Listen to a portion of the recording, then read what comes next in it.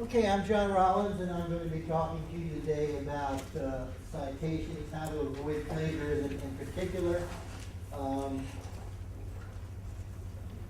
What we're going to learn is when to cite, how to cite, where to cite, and you're going to get some examples and tips about citations and ways of making sure that you don't plagiarize, either intentionally or unintentionally.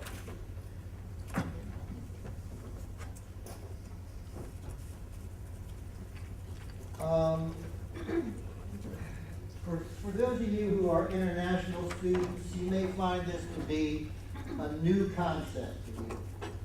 In a lot of cultures, plagiarism and citation is not a big deal. You will take excerpts from books, pass them around the class, teachers will use them without any actual recognition of who did the work and when they did it or anything else. We have what we call a concept called intellectual property. One of the concepts that you might be familiar with is common knowledge.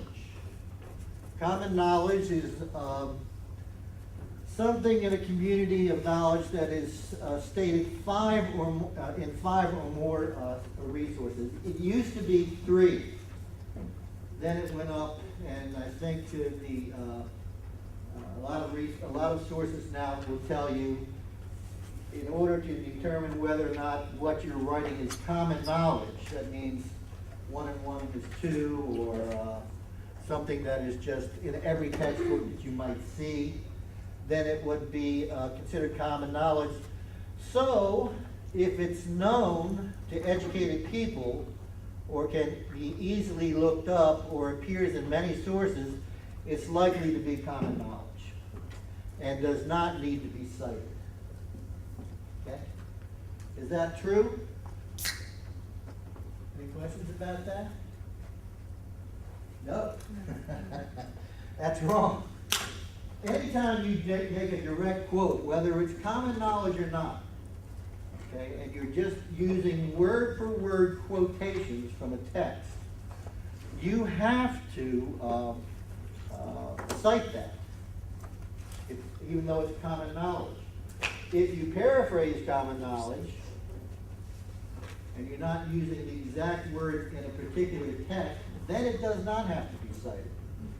But if you're putting quotations around it, it means these are the words that come from another source, you have to cite that source. So whenever you're using quotations, you have to cite it.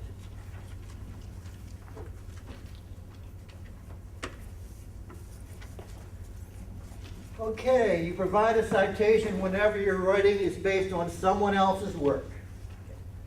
An author's specific words or original but paraphrased ideas. Okay, that means the author, you're taking someone else's ideas and you're putting them in your own word. That's considered paraphrasing. That's not a direct quotation, but that still needs to be cited because you're taking your ideas from someone else. So anytime you take your ideas, word for word or not, from another source, from another writer, then you need to cite that in some way or another.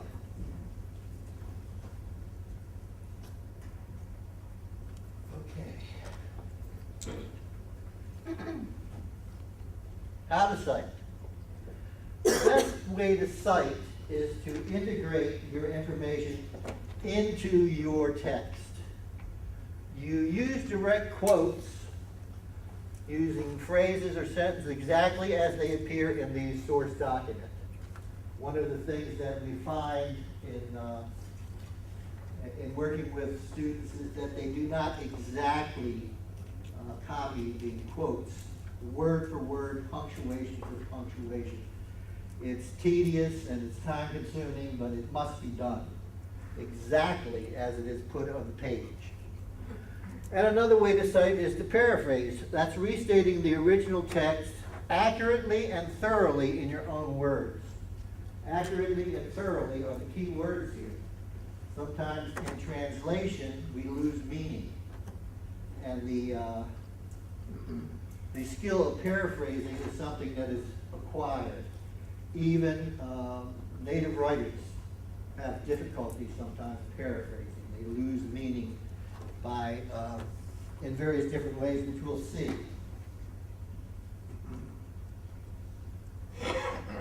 Okay. Here's a way to integrate. Here's an example of integrating. It says, this is a quotation, and we have here the citations in a different format. Now, each of you will be using different style manuals. A style manual could be APA, American Psychological Association. It could be IEEE. It could be the Chicago Style Manual. There are many different kinds. Biology has its own style manual. Whatever discipline you're in, there'll be a style manual that you will be using. You need to learn that. And as part of graduate students, that's going to be a major part of your learning curve here. Learning exactly how professionals in your community, in your discourse community, communicate with each other. It's just like a guide to say that when I'm writing a research paper or a journal or an article or whatever, and I'm communicating to the population of scientists that I'm speaking to or professionals, this is the way that we do it with each other. And they all have different styles.